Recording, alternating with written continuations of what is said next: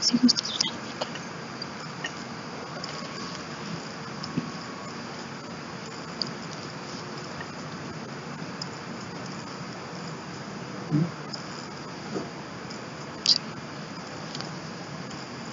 Buenas tardes. Vamos a dar inicio al seminario de hoy. Nos acompaña la doctora Mónica Valvanera Orduño López y vamos a dar unos datos curriculares de la doctora. Ella es doctora en Ciencia en Materiales, está graduada en el Centro de Investigación y Estudios Avanzados de la Universidad de Querétaro.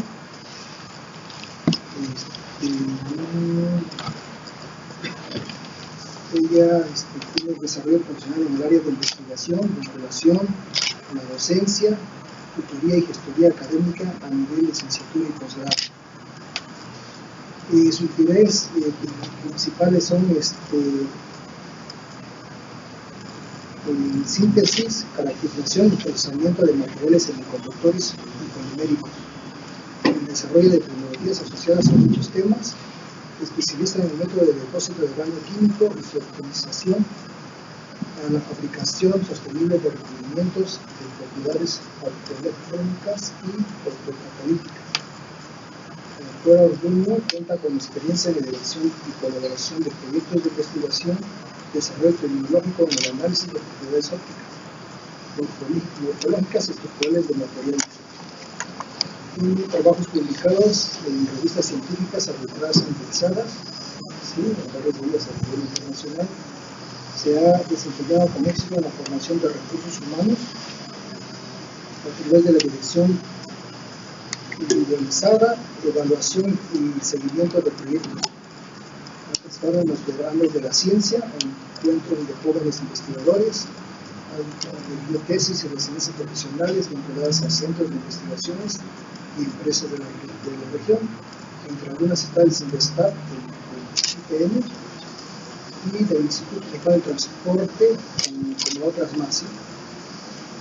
También cuenta con la experiencia en gestión académica a través de la elaboración de planes y programas de estudios a nivel de licenciatura y posgrado del propio Instituto Tecnológico de Querétaro, y como coordinadora de los trabajos para el diseño curricular del doctorado en ingeniería de las especialidades de la carrera de ingeniería en materiales tecnológicos de Querétaro.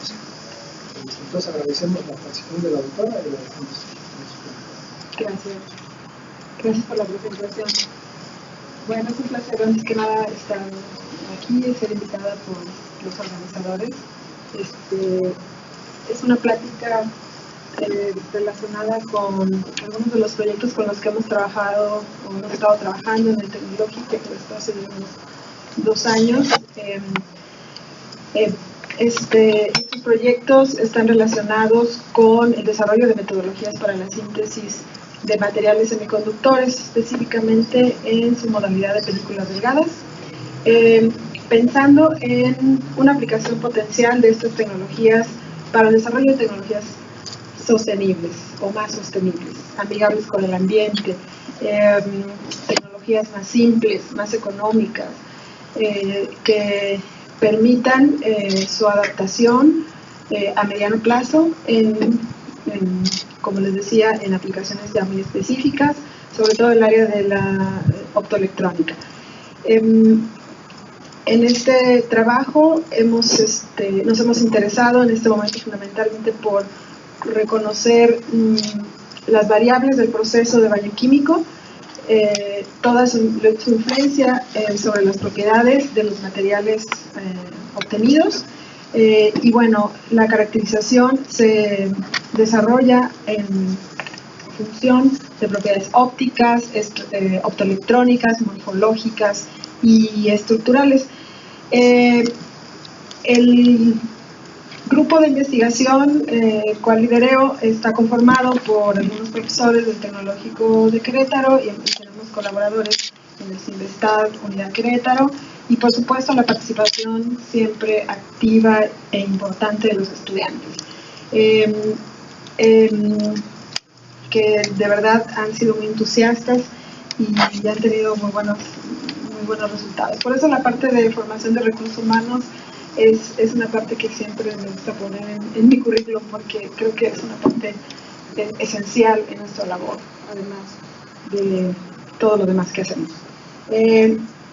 Básicamente lo que hicimos fue estudiar el potencial que tienen estas fórmulas químicas en su aplicación y estuvimos trabajando en particular con dos materiales, sulfuro de cadmio y sulfuro de plomo, que son materiales semiconductores y que ya se están empleando en diversos dispositivos que usamos todos los días, en cualquier aparato, en cualquier componente eléctrico. Están de algún modo inmersos estos materiales sólidos, incluso nuestras técnicas de caracterización, nuestros detectores, están algo de estos materiales ahí por sus sensibilidad hacia la radiación y sus respuestas que pueden ser moduladas a partir de incluso condiciones de síntesis específicas. Y por eso es que la síntesis química es un área que nos interesó mucho. Este es el resumen, voy a ir desarrollando lo que está ahí en el resumen, obviamente es el extracto de todo el trabajo o de lo que se va a presentar hoy. Inicio con algunos antecedentes, creo que las figuras se mueven un poquito, pero bueno, intentaré explicar lo que queda por ahí tapado. Como antecedentes, hablaré un poco acerca de los materiales. Por baño químico se han sintetizado materiales semiconductores, específicamente carbonuros de metales, tales como sulfuro de cadmio, telururo de cadmio, selenuro de cadmio, sulfuro de plomo, selenuro de plomo, sulfuro de zinc, óxido de zinc, entre otros. Todos ellos con propiedades interesantes para estas aplicaciones por simplemente ser semiconductores. En forma de película delgada tiene un amplio gama de aplicaciones en el campo de la optoelectrónica. Y bueno, en el primer esquema trato de mostrar las diferencias entre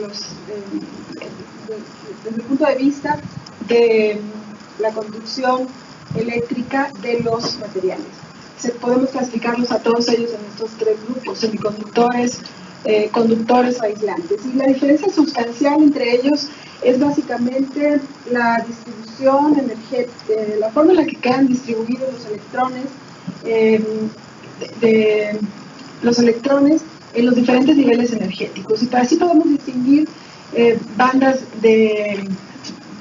estado basal, o sea, la banda, lo que se conoce como la banda de valencia, que está representada en verde. La que está representada en gris es la banda de conducción, y vemos que sustancialmente la diferencia entre estos materiales pues es la separación que existe entre ambas bandas. Esto facilita que la conducción eléctrica se dé o la dificulta.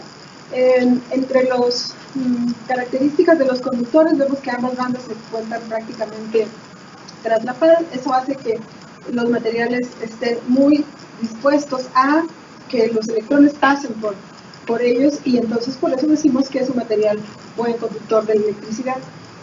Por otro lado, en el otro extremo se encuentran los aislantes, donde vemos que existe una brecha energética muy grande, muy importante, alrededor de los 4 electronvolts, que dificulta el paso de los electrones hacia la banda de conducción. Por eso los materiales no conducen electricidad, o son muy difíciles que conduzcan, prácticamente no lo hacen.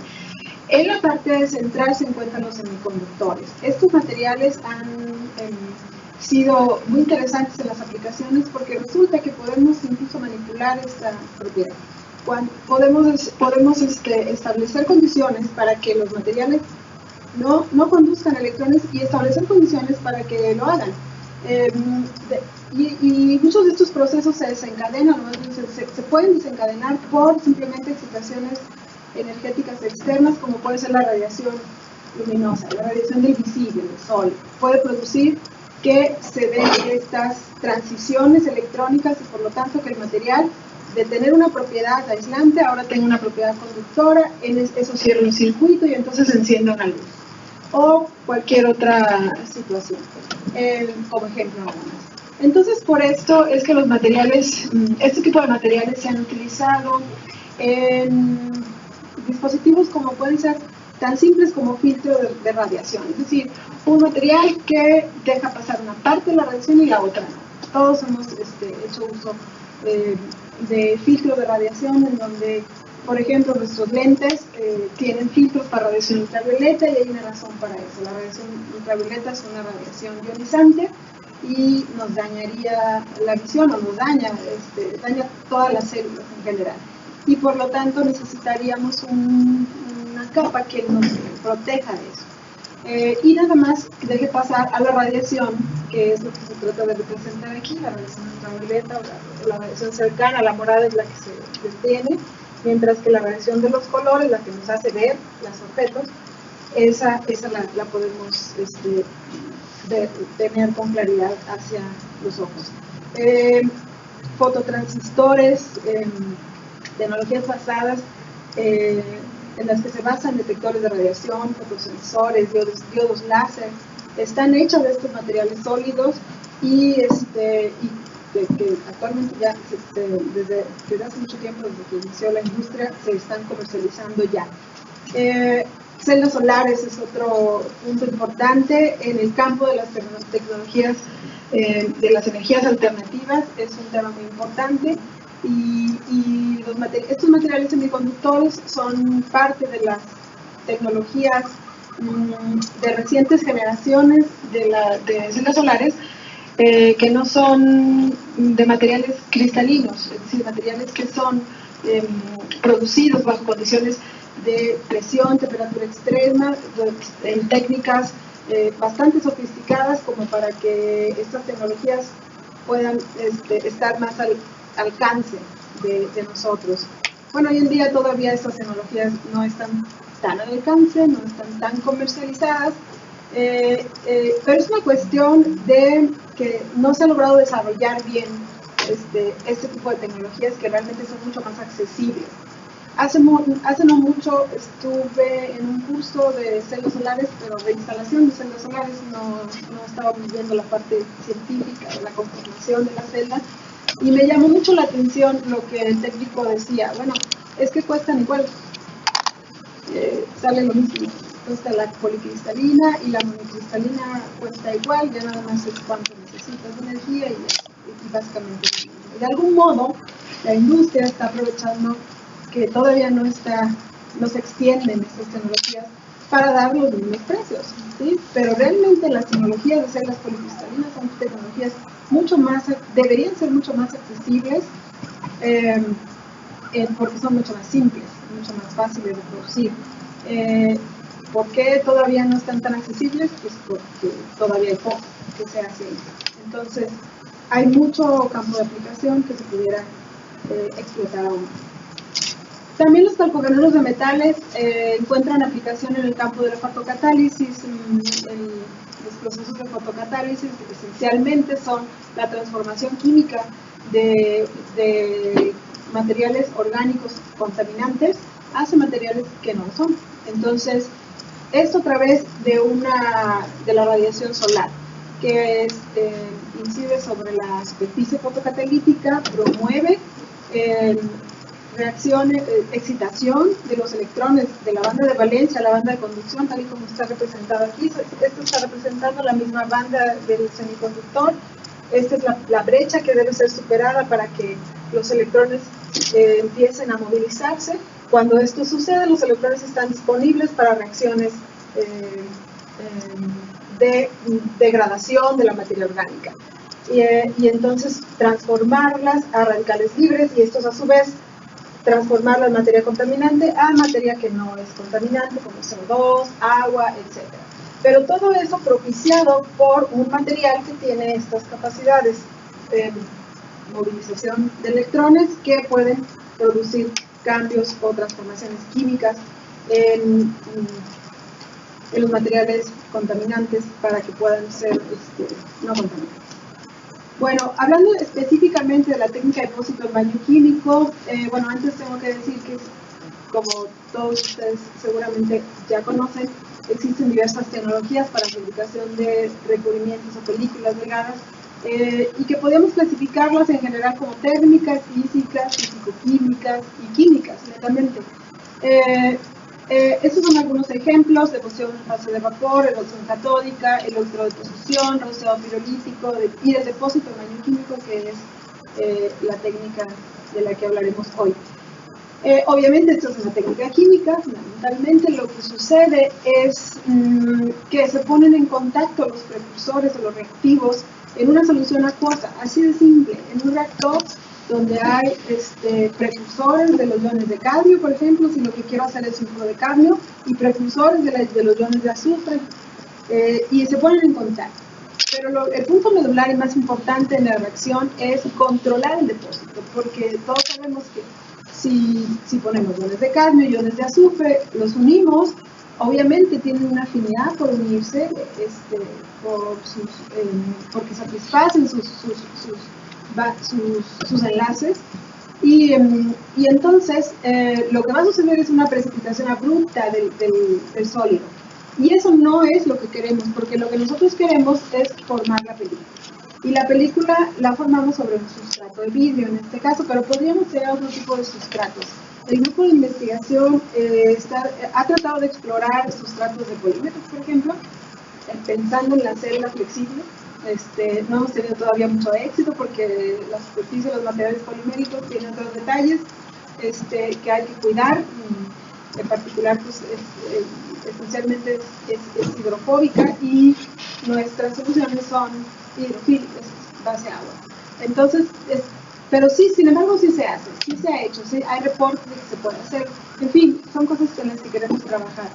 En este momento trabajamos con vidrio y como les decía, el principio básico es el control de la precipitación y el depósito del semiconductor. Es decir, no debo permitir que la precipitación suceda abruptamente. Debo controlarlo para que suceda lentamente, gradualmente, para que tenga el sustrato tiempo de nuclearse debidamente y que los iones se depositen uno a uno.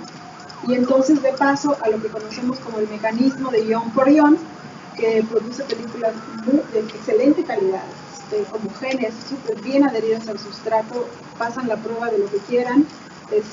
La única manera de quitar el material es rayarlo con un objeto punzocortante, perfectamente homogéneas y con muy excelentes características. Esas son las típicas características de los materiales que se obtienen por esta técnica. Y por eso es que es tan buena, y por eso es que está, y además de que la otra característica que la distingue es sus mínimos requerimientos energéticos. Es decir, yo puedo trabajar en condiciones de temperatura 60 grados, 50 grados, la temperatura que yo quiera. Es más, hasta nosotros aquí traemos algunos resultados de condiciones de temperatura ambiente. Es decir, requerimientos energéticos mínimos, lo que tiene implicaciones importantes si estoy pensando en aplicar esto al desarrollo de una tecnología más sostenible, ¿no? Siempre surge la pregunta, pero el cadmio es tóxico, pero el plomo es neurotóxico, da cáncer, etcétera. Sí, es verdad. Sin embargo, generalmente estos materiales están encapsulados, o sea, no están en contacto directo con la persona que va a utilizar cierto dispositivo. Y en el procesamiento hay manera de controlar esto. No se evaporan, no están en el aire, ¿sí? Obviamente, como cualquier cosa, hay que tener cuidados. Hablando de nuevo otra vez sobre el depósito de baño químico, es importante destacar que cambios críticos en las condiciones de la reacción pueden producir variaciones trascendentes en las reacciones individuales del depósito y por lo tanto en el equilibrio químico global. Eso lleva o trae como consecuencia que la película tenga una propiedad distinta a la otra que tenía otras condiciones. Entonces, ¿de qué condiciones hablamos específicamente? Podemos hablar de condiciones de pH, podemos hablar de condiciones de temperatura, de composición del baño, concentraciones de los elementos precursores, por ahí puede haber condiciones de agitación o no agitación, etc. Son condiciones de la reacción que podemos nosotros modificar y estudiar para ver cuál es su influencia. Y eso es lo que el grupo de investigación en lo que se ha interesado hacer.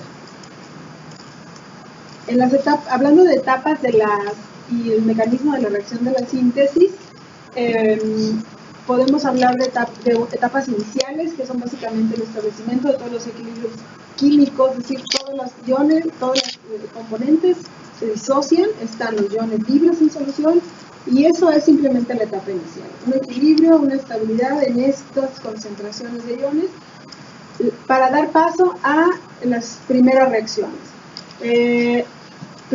Puede ser, por un lado, la descomposición de la tiurea, que es la fuente del ion azufre. Generalmente en las dos reacciones usamos tiurea, y a la vez podemos estar formando con los iones metálicos, que pueden ser cadmio o plomo, una sustancia que se reconoce como el núcleo de precipitado de la película. Es decir, es esa primera semilla de la película, que son hidróxidos de los metales que llegan y por su afinidad con el vidrio, la parte OH del vidrio tiene una afinidad con ella, y se implantan básicamente en el sustrato del vidrio. Esto hace que se forme una primera capa de un material sólido que queda ahí, y con el resto de los iones presentes en la solución poco a poco se van intercambiando y van formando la primera capa de sulfuro de cadmio o de sulfuro de plomo, según sea el caso. Y las siguientes etapas pues son las etapas de crecimiento, que es otro ion de cadmio, otro ion de azufre, otro ion de cadmio, otro ion de azufre. Hay en el mecanismo ion por ion. Y posteriormente, en etapas más avanzadas del crecimiento, se da el mecanismo cluster by cluster, que no es otra cosa más que la formación de cúpulos de precipitado en la solución, pero no de tal tamaño como para que la gravedad haga que caigan, sino que todavía están ahí suspendidos en solución y tienen cierta afinidad todavía con la película, y estos se logran pegar. Estas son las últimas etapas del crecimiento, porque la última de las etapas de baño químico es la etapa de finalización, que es cuando ya la película no puede crecer, se agotaron las condiciones por diversas causas, que pudieran ser el agotamiento de los iones, o que ya hay demasiado precipitado y ya no deja que siga creciendo la película, entre otros factores, y eso conduce a que la película no crezca más, o que incluso se caiga la película. Entonces nosotros estaríamos interesados en controlar esta síntesis a ese nivel. A eso me refería con el control de la síntesis y el depósito en la película. Los objetivos del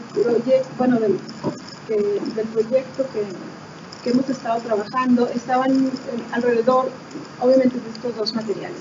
En caso del sulfuro de cadmio, es la síntesis de las películas, de lo cual ya teníamos algo de experiencia en el pasado. Pero en esta ocasión nos interesamos en trabajar con un agente que es un agente químico que es capaz de contener al cadmio y no dejarlo a la disposición tan rápida, sino que más bien contenerlo e irlo soltando gradualmente. Entonces, ya habíamos identificado que el citrato de sodio era un agente que podía hacer esto y que controlaba muy bien la síntesis. Películas de una orientación preferencial a lo largo de un solo plano, lo cual es bastante complicado de producir en una técnica química, eran producidos con el uso de este agente. El decir que hay una orientación preferencial nos habla de un grado de ordenamiento muy importante que se consigue con una técnica así de simple. Grados de ordenamiento, obviamente no del orden de los monocristales, pero sí del orden de los policristales, que son muy importantes para el acoplamiento de los sistemas o de los dispositivos. La parte estructural es importante para esto, para que las interfaces, por ejemplo en la celda solar, tengan, no sea un factor importante para que haya pérdida de electrones al paso de un material a otro, porque es una especie de sándwich de materiales sólidos. Entonces es importante que la estructura sea cuidada, la organización. Entonces un material amorfo no es como lo ideal. Aquí podemos obtener materiales policristalinos, y les decía, el citrato lo habíamos identificado como un agente que podía producir excelentes ordenamientos cristalinos a este nivel, siendo un policristalino una sola orientación a lo largo de todos los cristales que ahí estaban en la película. Eso eran experiencias pasadas del grupo. En esta ocasión quisimos ver si variáramos la concentración del citrato, ¿qué podíamos lograr? Además, quisimos explorar el asunto de la repetibilidad de las reacciones, porque eso es una cosa que se nos cuestiona mucho a la gente de materiales. Pareciera que nos salió la fórmula una vez y ya está todo dicho, ¿no? Pero, ¿y si en otro lugar, en otro laboratorio, simplemente ni siquiera nos vamos de ciudad, en otro laboratorio, replican tus condiciones, ¿van a obtener lo mismo que tú obtuviste? ¿Estamos seguros que así va a ser? Entonces, hay una, tratando o encaminados en este proceso tan importante que es de validar los resultados que estamos reportando, empezamos a trabajar con estudios de repetibilidad de nuestras fórmulas y de reproducibilidad hasta cierto punto. Entonces, este proyecto plantea estos inicios. Igual, en mente, la idea de la aplicación a gran escala, de la aplicación industrial, se da, ya que estas fórmulas son muy sensibles a cambios externos, pues es importante tener estudios para que se pueda, en este sentido, para que se pueda decir algo de ella en el sentido de hasta dónde la puedo aplicar, en qué condiciones la puedo aplicar y que no resulte que ya no salió, ¿verdad? Entonces, eso para el sulfuro de cadmio. Para el sulfuro de plomo, no teníamos mucha experiencia en la síntesis de estos materiales, entonces lo primero que necesitábamos era obtenerlos, porque eso es una fase importante. Obtenerlos con las características macroscópicas que describen a una película de buena calidad, que son básicamente homogéneas, bien adheridas a su sustrato. Esencialmente esas eran las características que buscábamos en primera instancia. Y después la caracterización posterior, pues ya nos diría para qué nos pueden servir esas películas. Pero lo primero era identificar la identidad de este material y que las películas tuvieran buenas características macroscópicas. Entonces, trabajamos con dos formulaciones para reconocer la potencialidad que tendrían para el desarrollo de estas tecnologías y estudiamos el efecto de estas condiciones experimentales en las propiedades ópticas, morfológicas y estructurales de los materiales. Nuestra hipótesis en este caso pues era que sí podíamos obtenerlo, que había datos suficientes como para obtenerlo, y en el caso del sulfuro de cadmio la hipótesis era que seguramente sí podíamos obtener buenos resultados en la repetibilidad. En los informes se reporta bastante que son repetibles, que tienen buena reproducibilidad, pero de verdad yo no he encontrado reportes o informes donde se haga un estudio de esto. Entonces, no sé si es una cuestión solamente de late que sí, ¿no? Pero nosotros quisimos entrar a esto para poder generar un informe, digamos, elaborado.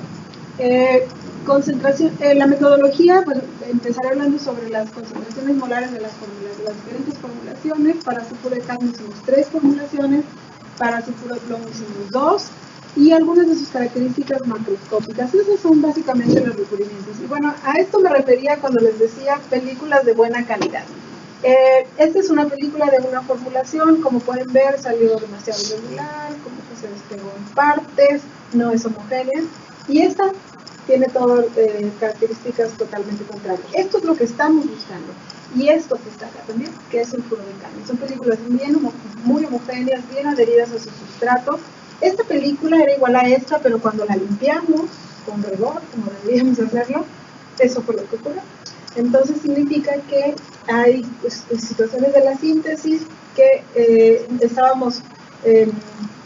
teníamos la necesidad de modificar para lograr esto, y lo hicimos. Si ustedes observan, las composiciones molares son idénticas, lo único que hicimos fue agitar. Entonces, de esta manera reconocimos un efecto muy importante que es la agitación. Y estamos atribuyendo las buenas características que, bueno, las describo como películas más gruesas, homogéneas, bien adheridas a su sustrato, de color marrón grisáceo, poco transparentes y de alto grado de reflexión especular, es decir, son como espejos, básicamente. Y estamos atribuyendo la agitación. Es un asunto de facilidad de difusión de los iones que estaban en el baño y que llegaron de una manera mucho más simple hacia el sustrato, y entonces se desarrollaron todas las etapas adecuadamente como lo describí o lo expliqué antes. Y en este caso, la difusión de los iones se dio de manera mucho más lenta, poco controlada, y la precipitación o el depósito de la película se dio de manera así de verdad. Quiero destacar que estos crecimientos sucedieron a temperatura ambiente, ¿sí? Y que miren, en la parte de los tiempos son películas mucho más rápidas de desarrollar, mientras que estas fueron mucho más lentas de desarrollar. Tiempo también es dinero y facilidades en el desarrollo tecnológico. En el caso de las películas de sulfuro de cadmio, bueno, otra cosa que debo destacar de esto es que encontramos que ya no necesitábamos uno de los componentes considerados esenciales de acuerdo a los reportes de sulfuro de plomo, que era el uso de un agente complejante del plomo que se llama trietanolamina. No es el único agente complejante, pero es como el preferido entre la comunidad que trabaja esto. Resulta que no lo necesitamos. Y el agente, eso también es facilitar el proceso. Ya no necesitamos un componente, ya es más fácil. Entonces, estamos produciendo películas de muy buena calidad con los requerimientos mínimos. Sí con agitación, pero con los otros requerimientos al mínimo.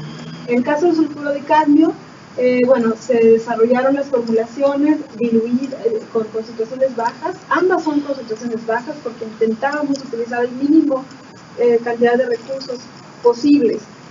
Partimos de formulaciones mucho más altas en concentración. Nuestras referencias directas manejan concentraciones de cadmio y de plomo y del resto de los precursores mucho más altas que las que nosotros estamos usando, y lo cual pues ya es bueno. La parte del sulfuro de cadmio, aquí igual trabajamos con fórmulas diluidas, y también estamos trabajando con variaciones en las concentraciones de citrato cadmio, la relación citrato-cadmio, y encontramos pues algunas diferencias que a continuación les describiré. En general la metodología la podremos describir así: preparamos soluciones, las llevamos a un baño de María con control de temperatura, ya tenemos el reactor listo, sumergimos los sustratos, luego iniciamos la reacción ya en el baño y manifestándose en la etapa de crecimiento, luego extraemos las películas y una vez extraídas damos paso a la caracterización. Solamente, bueno, se hizo, en el caso del puro plomo se hizo en ambas, pero en todas las pruebas que hicimos no caracterizamos nada que no considerábamos de buena calidad. La caracterización la hicimos a partir de instrumentos, fundamentalmente instrumentos basados en óptica. Usamos el espectrofotómetro ultravioleta visible, usamos un espectrofotómetro de reflexión y transmisión, que ambos pueden darnos información similar, pero complementaria también. El caso del espectrofotómetro de reflexión y transmisión se hizo indispensable de su aplicación porque teníamos enfrente recubrimientos reflectores de la galaxia. Y en un espectrofotómetro de ultravioleta visible, nuestras propiedades ópticas, la banda de absorción y todo lo que de ahí se deriva en el espectro, se basa en que en el detector llega luz, que la luz que no llega es la luz que se absorbió, pero si la luz se reflejó, entonces estamos interpretándolo como que se absorbió y no es así. Es una limitación de este instrumento, y por eso el instrumento de reflexión y transmisión me da información complementaria, sobre todo para el caso de recubrimientos que reflejan bastante la reacción, como en el caso del sulfuro de plomo. Les decía, es como un espejito básicamente. Luego está la caracterización óptica con un difractómetro de rayos, estructural, con un difractómetro de rayos X, como les decía, es esencial para la conformación de los dispositivos, el conocer el grado de organización, y mientras mejor grado de organización tengan los materiales, pues mejores cualidades tendrán. Con un perfilómetro Bruker, hicimos la morfología superficial, o tuvimos la morfología superficial, y hicimos el cálculo de los espesores de las películas. Y finalmente, para el caso del sulfuro de plomo, utilizamos además un espectrofotómetro de fluorescencia para ver qué propiedades presentaban fundamentalmente las películas de sulfuro de plomo. Se hizo en ambas, pero los resultados que presentó hoy son para los sulfuro de plomo porque fueron las más destacadas.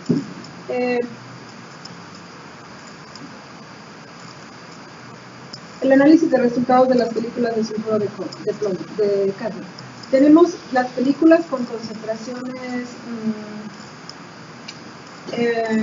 de la fórmula D y vemos las absorbancias, los espectros de absorción y de transmisión, que básicamente lo esencial aquí en estas gráficas es, primero, identificar el borde de absorción que es característico para el material. Esa era una de las primeras cosas que nosotros quisimos hacer, o teníamos que hacer, que era, ¿ese material realmente es sulfuro de cadmio?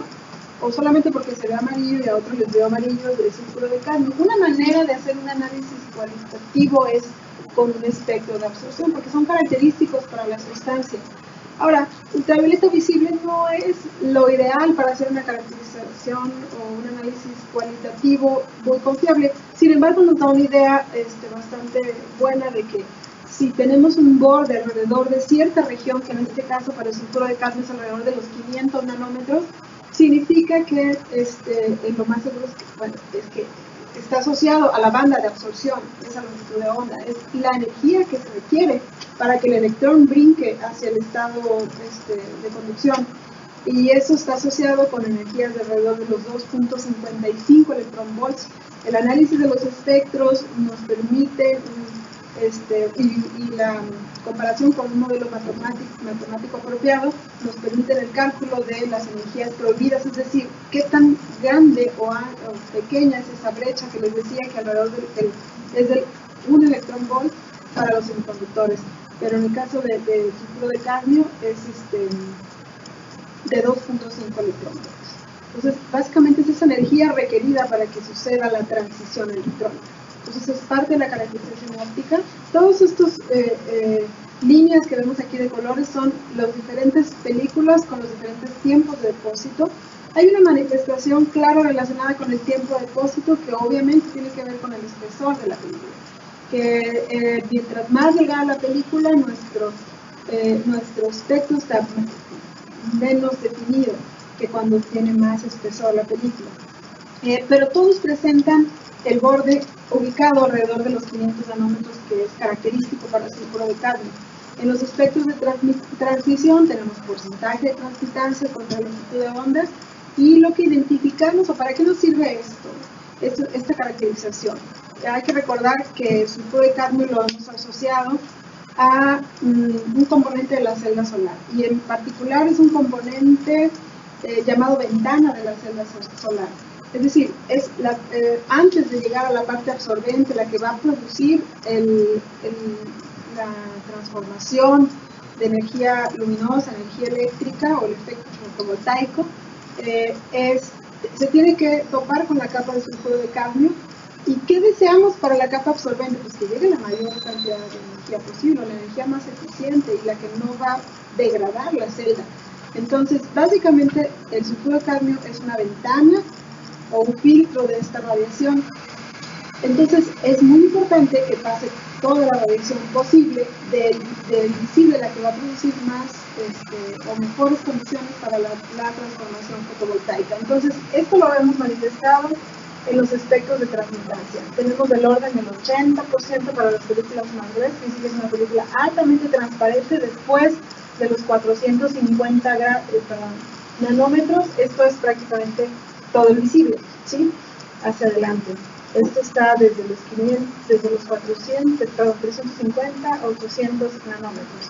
Entonces, ¿qué rescatamos de aquí? Son películas altamente transparentes, lo cual nos empieza a dar idea de que puede estar bien aplicada en estas tecnologías que expliqué hace un momento.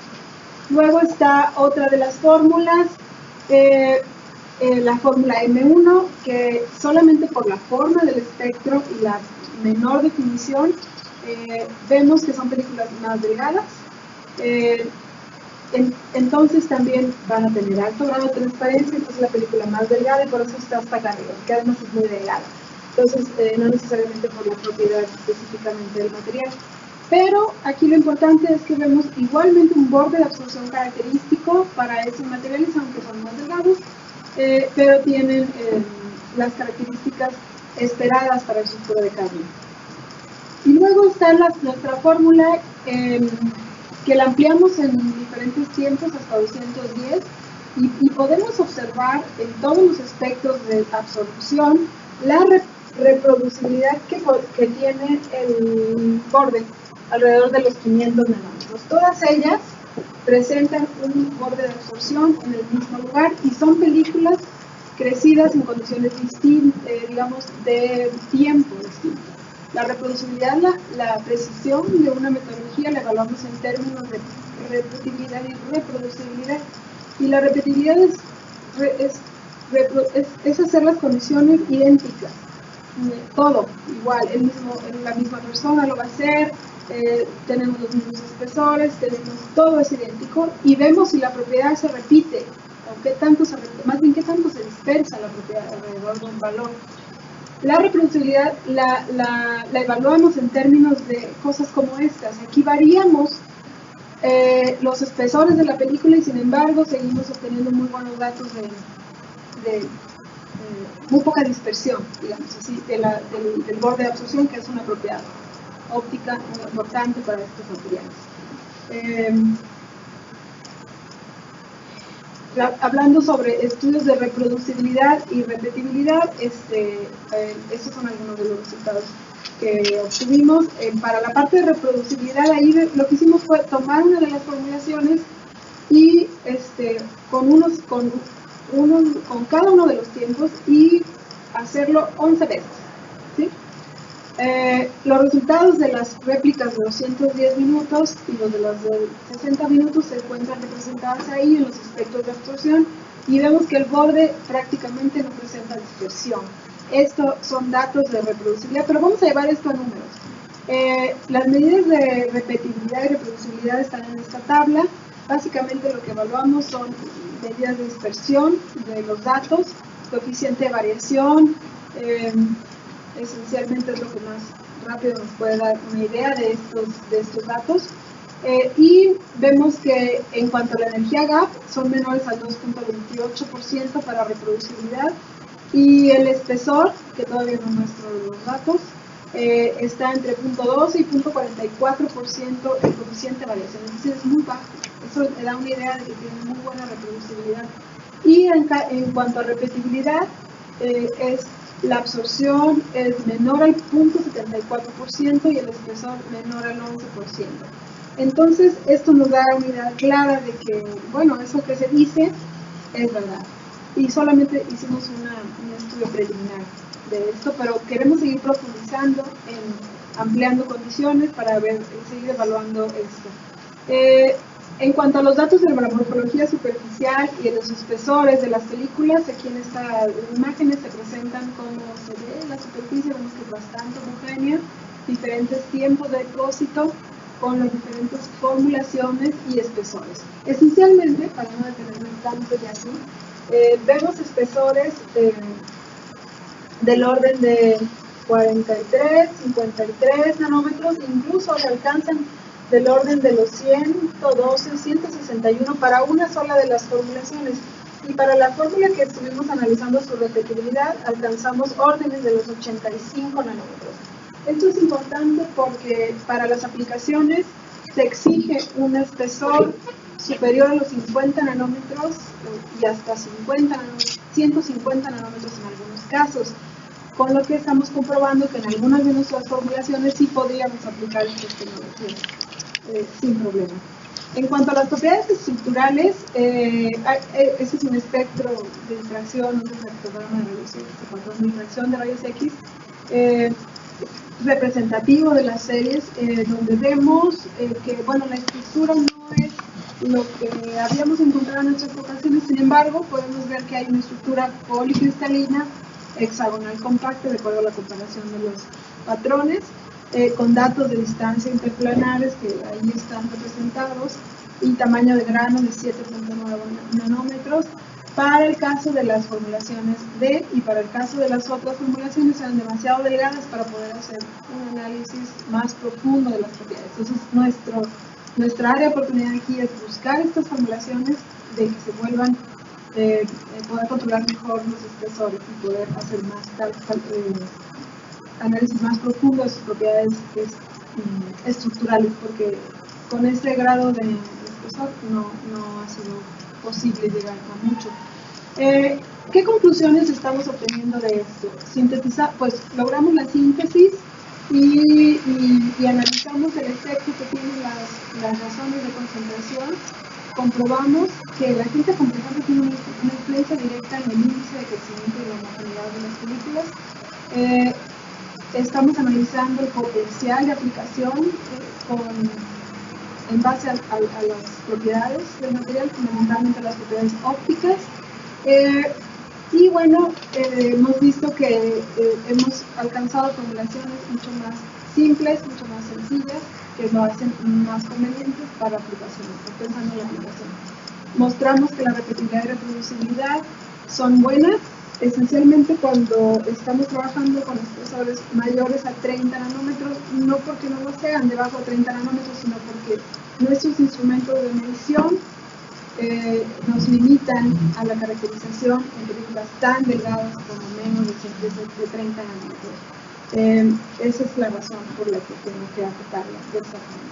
En cuanto al análisis de resultados para el sulfuro de plomo, bueno, otra vez, la misma dinámica, hicimos un análisis de propiedades ópticas. A través de los espectros ultravioleta visible, vimos las películas de la serie O, que presentan otra vez un borde de absorción alrededor de los 650 nanómetros, lo cual es característico para el sulfuro de plomo. De esa manera identificamos la ionosidad de este material. Y vemos su comportamiento en cuanto a la radiación visible. Como pueden notar, la radiación ultravioleta son filtros de radiación ultravioleta, son sensores de radiación infrarrojo y esto es una aplicación muy importante que se le da a las películas de sulfuro de plomo. Tienen sensibilidad para esta región y eso se aprovecha para los dispositivos. Del instrumento de transmisión y reflexión tenemos estos resultados. Básicamente les decía, tenemos la transmisión, es otra vez un espectro similar al anterior, solamente que aquí está extendido el rango de longitud de onda que estamos analizando. Aquí solamente se analiza básicamente el ultravioleta visible y en esto se extiende un poco más hacia el infrarrojo el análisis, pero si analizamos punto por punto observaremos características similares, porque como les decía son técnicas complementarias. En este caso tiene la ventaja el espectro de transmisión que no está considerando que lo que no llegó al detector porque no pasó a través de la muestra no es radiación absorbida, sino radiación solamente transmitida y no un componente de reflexión que no puede analizar, porque este instrumento sí lo hace. Tiene un detector especial para la radiación que se refleja. Y se genera un espectro como el que está aquí, un espectro de reflexión. Lo que vemos pues es lo evidente, tenemos lo esperado, mejor dicho. La radiación se refleja de manera muy importante, en algunos casos hasta el 60%, después de los 900 nanómetros reflejamos toda esta radiación, que es la del infrarrojo, y bajo de los 900 ya tenemos una reducción un poco menor, pero sí son recubrimientos bastante reflectores. Por otro lado, en la caracterización de las técnicas de fluorescencia, hicimos un estudio para poder ver qué propiedades fluorescentes presentaba esta película, porque estos materiales no solamente actúan como filtros, también pueden actuar como emisores de radiación. Y bueno, lo que hicimos fue tratar de identificar las zonas en las que este material emite. Hemos revisado la literatura y no encontramos mucho rumbo por donde empezar la experimentación, porque aquí lo más importante es tener una idea de qué longitud de onda, de qué energía va a ser la fuente de excitación, porque esa es la ideal para producir todas las líneas de emisión, o muchas de las líneas de emisión, o las más importantes líneas de emisión. Y estuvimos haciendo bastante experimentación para encontrar que 430 y 415 nanómetros es la longitud de onda donde encontramos más líneas de emisión que pueden ser aprovechadas para algunos dispositivos, para que por ahí nos prenda una lucecita de un color verde, de un color naranja, de un color violeta, etcétera, de acuerdo a las líneas que se están aquí manifestando en los espectros. Entonces, esencialmente es la búsqueda de esa longitud de onda, y el espectro aquí representa o comprueba cómo tenemos unas líneas de emisión características para el sulfuro de plomo que se pueden aprovechar en una aplicación específica. En cuanto a la morfología superficial y los espesores, vemos espesores del orden desde muy bajos, 27 nanómetros, incluso del orden de los 100 nanómetros, 110 nanómetros, lo cual es ya bastante útil para la aplicación. La fórmula R fue la fórmula de agitación, la que salió mejor en sus propiedades macroscópicas. La fórmula O es la más delgadita de todas ellas y la que menos me gustó. Y bueno, las propiedades estructurales obviamente son de la fórmula R.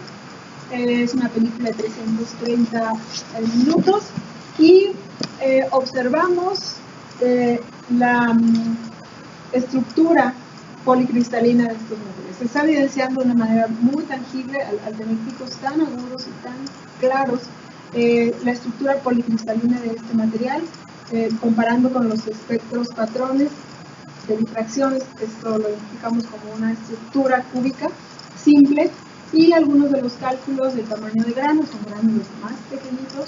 Estamos hablando de materiales nanométricos que pueden tener también, por esa razón, otro nicho de aplicación interesante.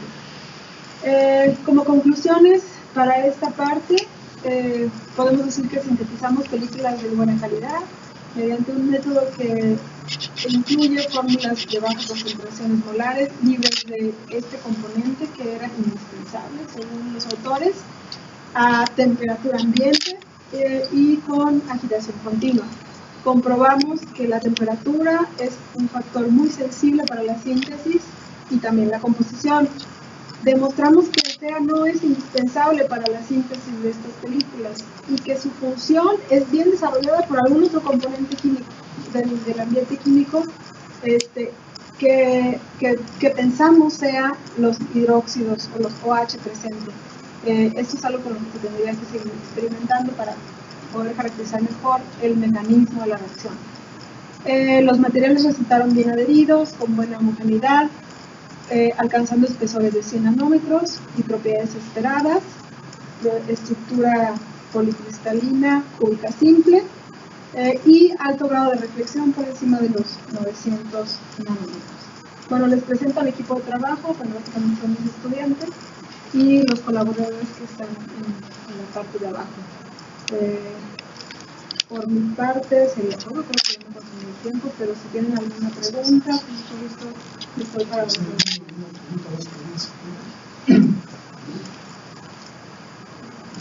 Sí, gracias. Sobre lo que decía de estos compuestos que son metales pesados, pero se pueden recurrir, este tipo de compuestos no afecta sus propiedades ópticas o para los fines que se estudian.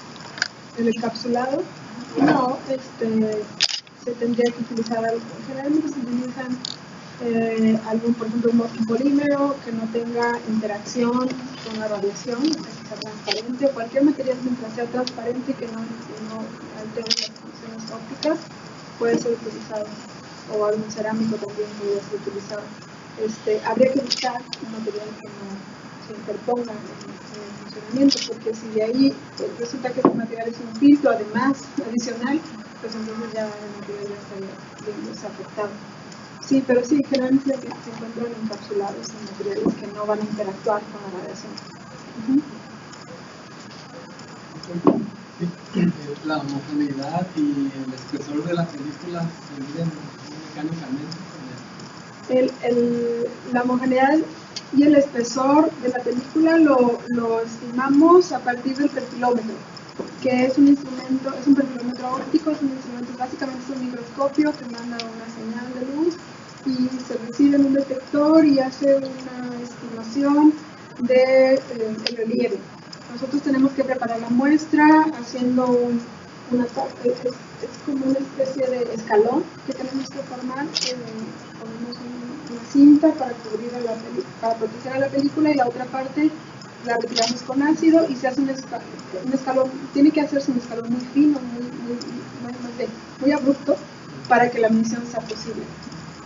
Aquí nos encontramos con algunos problemas porque las películas eran muy delgaditas, algunas de ellas, y el límite de detección del instrumento estaba por debajo de lo delgadita que estaba la película, entonces ahí entramos en algunos problemas, sobre todo las películas más delgaditas, las de 30 nanómetros, pero por encima de 50 las mediciones son bastante confiables. Pero esa es básicamente la técnica, o sea, es una medición óptica también. Sí. Comentaban que las películas o la solución necesitan vidrio. Ajá. ¿El vidrio lo ocupan como base o solamente para formar la película? Es el sustrato de la película. Es decir, ahí va a llegar, ahí se va a sostener la película. ¿Sí? O sea, lo sumergimos y ahí llega y la película se implanta ahí. ¿Sí? Ya sacan el vidrio. Sí, con la junto con la película. Y de acuerdo a la aplicación, pues se usará un sustrato u otro, ¿no? Hay sustratos de metales también que se pueden utilizar para ciertas aplicaciones. Bueno, eso va a depender, ¿no? Pero nuestra caracterización es básicamente de películas con sustrato de vidrio,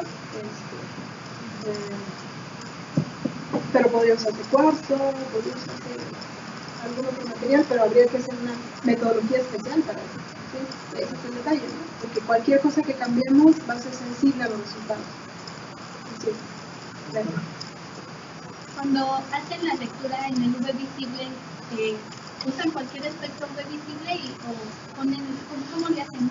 Porque ya la película está formada, entonces ponen la plaquita.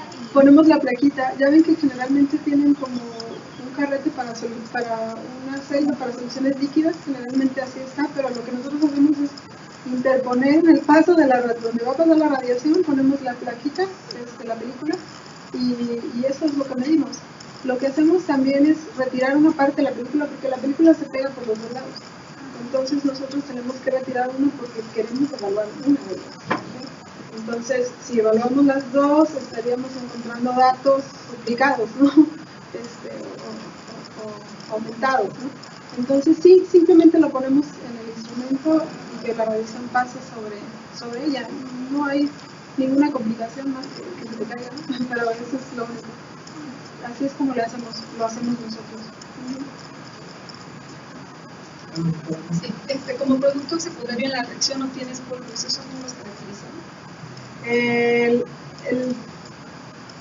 Pues para la caracterización de polvos, nosotros no, lo único que estamos haciendo en este momento es confinarlos, pero no estamos caracterizándolos aún. Pero hay técnicas que se pueden emplear para formar también recubrimientos con estos polvos, técnicas de serigrafía, por ejemplo, que se han desarrollado, y en nuestro caso no los hemos caracterizado,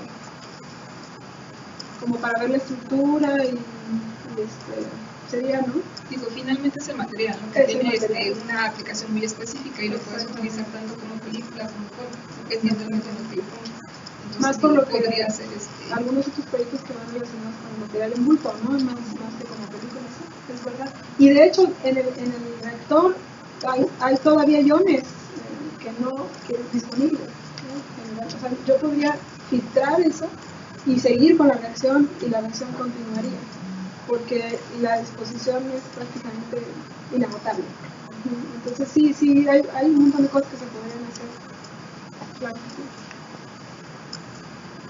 Pues agradecemos a la doctora Mónica y le vamos a Al contrario, muchas gracias.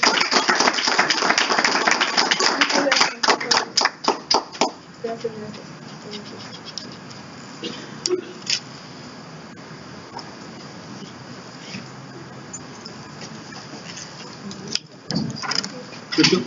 ¿Puedo hacer una? Sí.